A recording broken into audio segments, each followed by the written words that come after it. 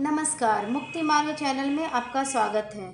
आज मैं अपनी वीडियो में वशीकरण से जुड़ी हुई कुछ बातें बताने जा रही हूँ। इसके क्या नुकसान और दुष्प्रभाव होते हैं और नुकसान होने के पीछे का विज्ञान क्या है, तो आइए सुनते हैं और समझते हैं।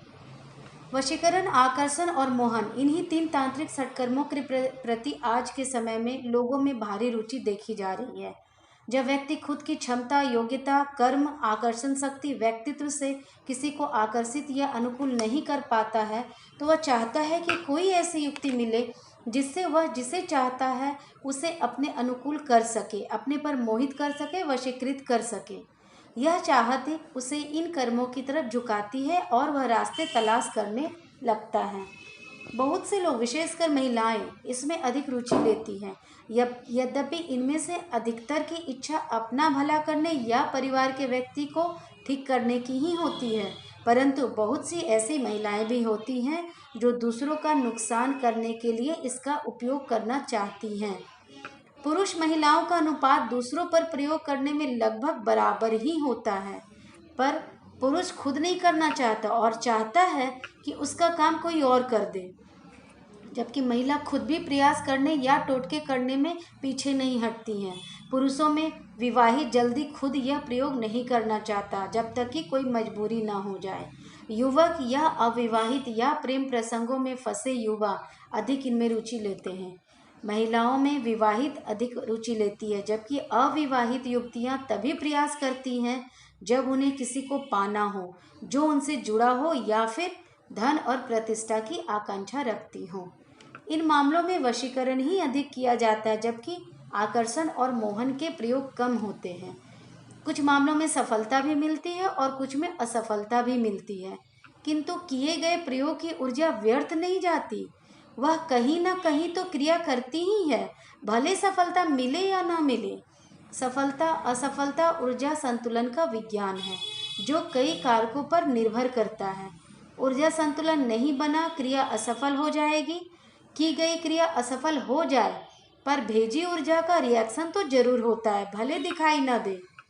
असफलता के कारण तो कई होते हैं, पर एक कारण तो यह भी होता है कि अधिकतर लोग, यहाँ तक कि अच्छे तांत्रिक भी, यह नहीं समझ पाते कि कहाँ वशीकरण का प्रयोग होना चाहिए, कहाँ आकर्षण का और कहाँ मोहन का। जहाँ इसका प्रयोग होना चाहिए उसके विपरीत प्रयोग परिणाम को असफल कर देगा, किंतु भेजी ऊर्जा कहीं ना कहीं प्रभाव देगी और संबंधित व्यक्ति के मस्तिष्क पर बोझ तो डालेगी ही। जब भी कोई क्रिया या पूजा पाठ, तंत्र मंत्र किया जाता है तो वह तरंगों में बदल जाता है। जैसे बिजली के लिए कोयला धन कहीं और जलाया जाता है और बिजली कहीं और तक पहुंचती है।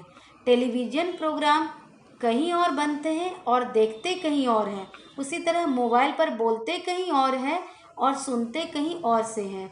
यह सब तरंगों से ही होता है। जो क्रिया होती है सब तरंग में बदल जाती है। पूजा पाठ साधना में लक्ष्य ईश्वर होता है, जबकि वशीकरण, मोहन आदि षटकर्म में लक्ष्य व्यक्ति विशेष होता है। मोबाइल से कान में आवाज़ आती है और मस्तिष्क प्रभावित होता है।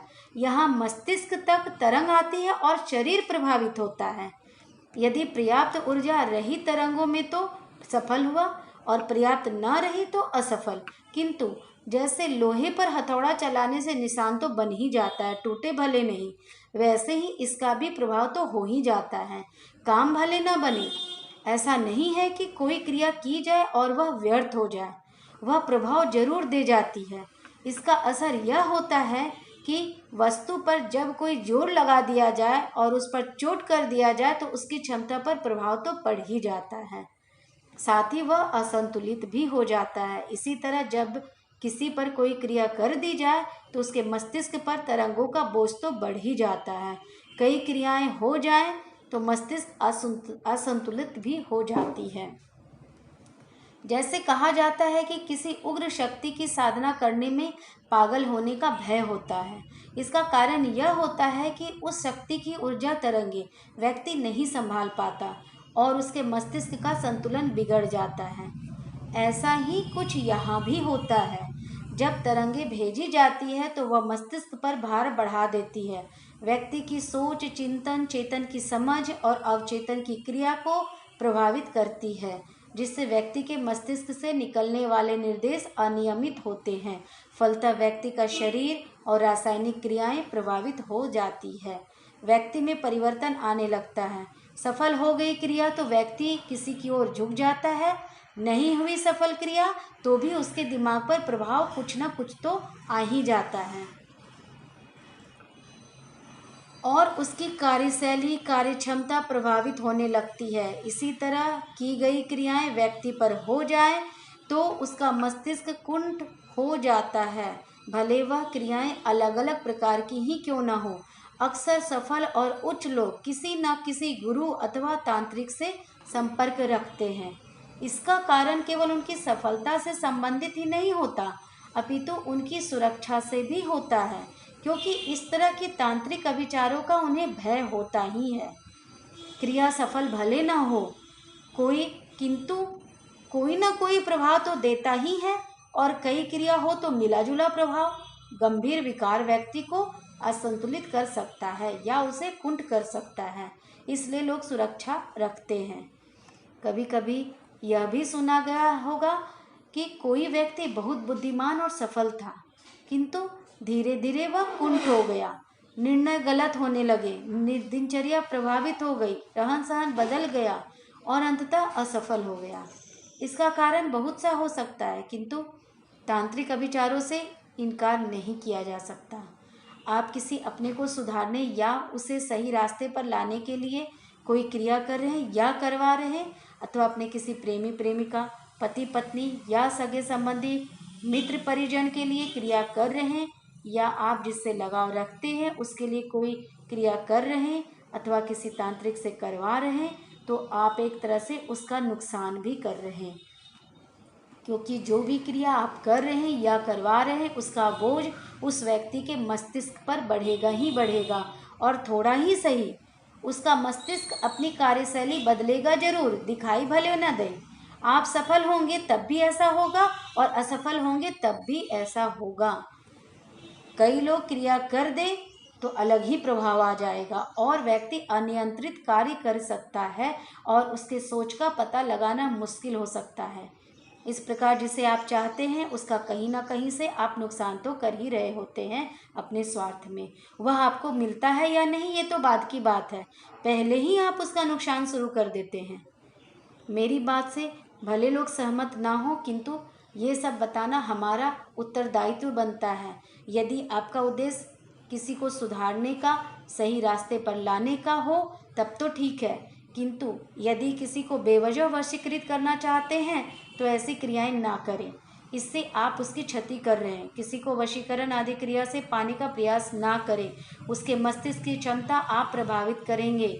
अपनी योग्यता से उसे पाएं। आपका उद्देश्य यदि अपने पति पत्नी, परिजन संबंधी, मित्र सहयोगी को सुधारने, अनुकूल करने की है तो आप यहाँ वहाँ के टोटके ना आजमाएं, उस पर छोटी मोटी या ऐसी क्रियाएं ना करें, ना करवाएं जिससे आपका काम ना बने और उस व्यक्ति के मस्तिष्क पर बोझ मात्र बढ़ जाए।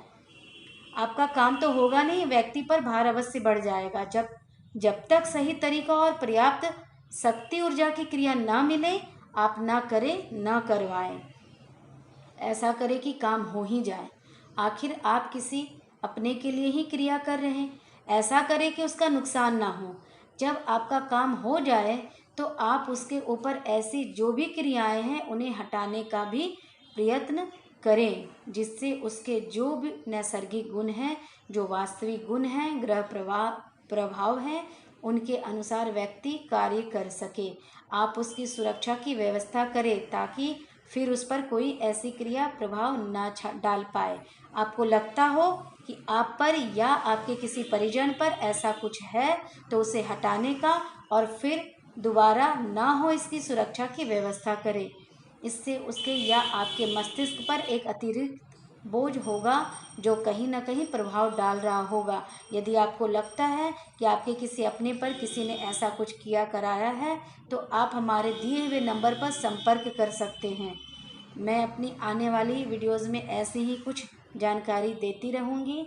मेरी आने वाली वीडियोज़ के लिए सब्सक्राइब करें, लाइक करें, शेयर करें, बेल बटन को दबाएं ताकि ऐसा करें कि उसका नुकसान ना हो।